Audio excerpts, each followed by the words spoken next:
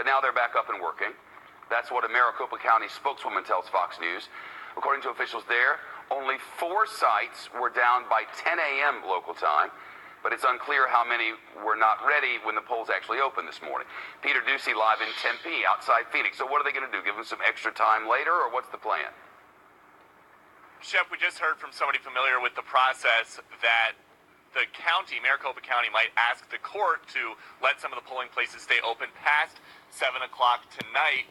And we're still waiting to hear exactly how many were not ready to open, but the one that we picked to be at 6 o'clock local time did not open on time. In fact, somebody came out and asked us if we were there to help them fix the equipment, which of course we were not.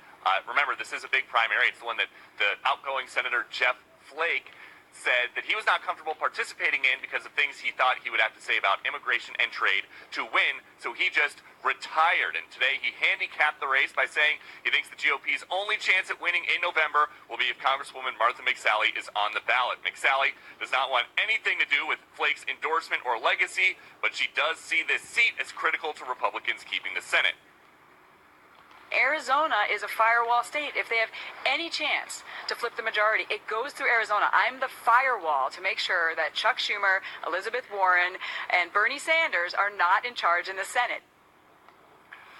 McSally is now the clear front-runner in this race, a position once held by the conservative Dr. Kelly Ward, who is now trying to explain away a now deleted Facebook post suggesting the McCain family timed their announcement about the late senator's ending his treatment to damage her campaign. She says she understands why that could be misconstrued, but blames the backlash on the media.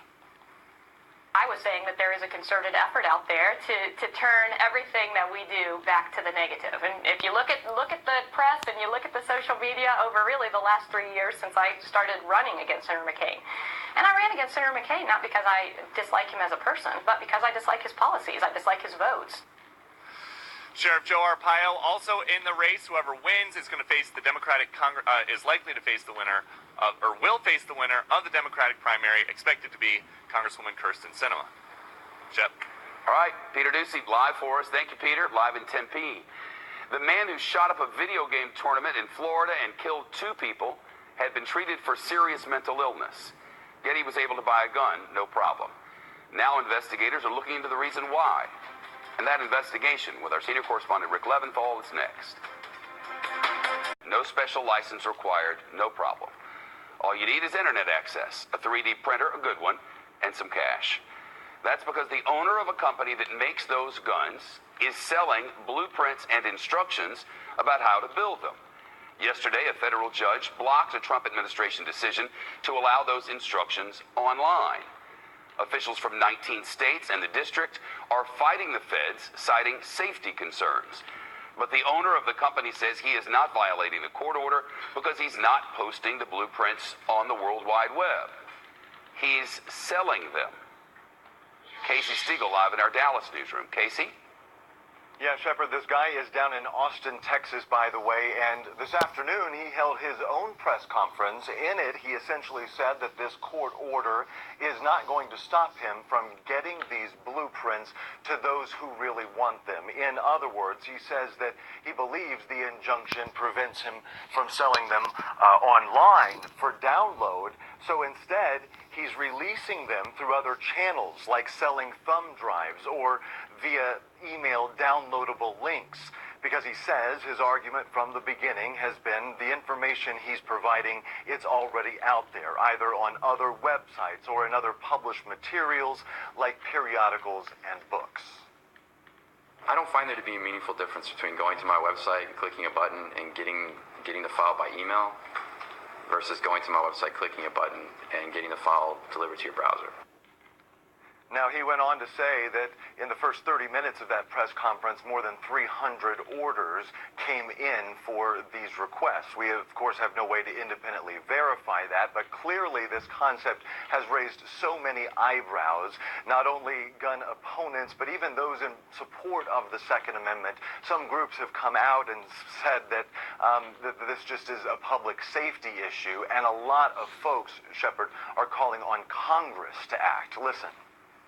We don't think this is a partisan issue. This is a public safety issue, and we believe that it needs to be addressed. now before the technology advances to the point where, printing a 3D gun gets much easier. Now, since news of this broke today, we've been calling around to various attorney general's offices around the 19 states involved in the suit.